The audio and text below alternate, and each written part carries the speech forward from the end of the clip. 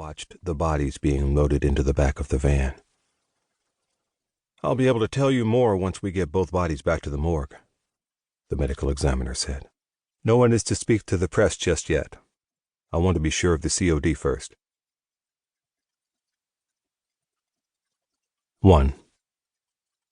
It should have been invigorating, jogging at dawn, breathing the cool, briny mist. But her morning run didn't work its usual magic. A hot shower didn't help clear her mind, nor did the cup of coffee she sat on her bed drinking. The smell of her lover still serenading her nostrils as she felt a tingling sensation between her legs. Her memories from last night were all so vivid, especially the way he gave her orgasm after orgasm. Breathing in deeply, she closed her eyes to envision his face once again. Lying back on her bed, she caressed her breasts enough to make her nipples hard. Just thinking about his tongue caused her panties to become moist. She was about to slide a finger inside to release herself when her cell phone rang. "Damn, no time for fun. I'm late for work," she mumbled to herself, answering the call as she rushed over to her closet. By the time she arrived at her office building, she could see that everyone was busy running around with some kind of breaking news. One of her colleagues that was typing away on her computer signaled her over to where a conversation was being held. "Sarah just posted a breaking news update online with what we know from the police and now the DA, which is little. A 23-year-old female celebrating her birthday and a male were found dead on the side of the road this morning. They won't say anything else about it until the press conference this afternoon." Marcus scribbled in black marker as quickly as he talked. "Wow." "Sarah will be handling that. I think our editorial should focus on how the DA and police are being so damn tight-lipped. We've got a double homicide and they want us to keep quiet. The DA only released a 2-sentence statement to match the last 2-sentence statement from police. I really think something more is going on, and the public needs to know about it." "Well, Sarah, you need to get a crew ready and get down to Central Detectives for the press conference.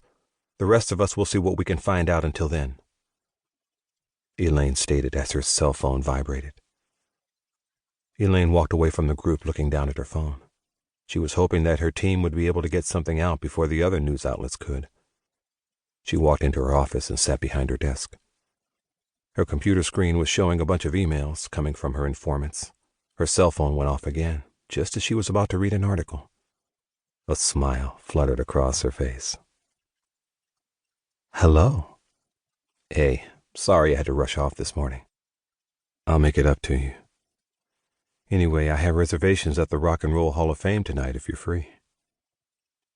Elaine smiled, sitting back in her seat. Even if she wasn't free tonight, she would be now, just to see the infamous Tony McAndrew again. He was the CEO of a startup company called BBR, Beauty Beyond Recognition. It was a magazine focusing on men and women that never get the recognition they deserve because of their weight and other misfortunes. They met at an exhibit she attended last month. "I'd like that." "Good. How about I pick you up around 7? "I'll be ready." "Okay. See you then. By the way, what are you wearing right now?" "Well, I'm at work, so I guess clothes," she replied sarcastically. She could hear him chuckling on the other end. "I have on a skirt and blouse. Why?" "Are you wearing any panties underneath that skirt?" "Yes, I am. Why?" she asked, shifting in her seat at the thought of the question. She could hear his breathing getting heavier through the phone, and that's when it hit her what he was doing. "Oh, my. Are you playing with yourself while you're talking to me?" "Why don't you do the same? As a matter of fact, take off your panties right now and pull up your skirt. You're going to make yourself come while I listen." "What? Are you serious?" she replied, whispering like someone was in the room with her. "I'm at work right now. I can't do that. Somebody might walk in on me." "That's the excitement of it, knowing that at any moment you could be caught. Now take them off and place the phone down there on speaker so I can hear the sound of your fingers going in and out." "You are crazy, you know that?"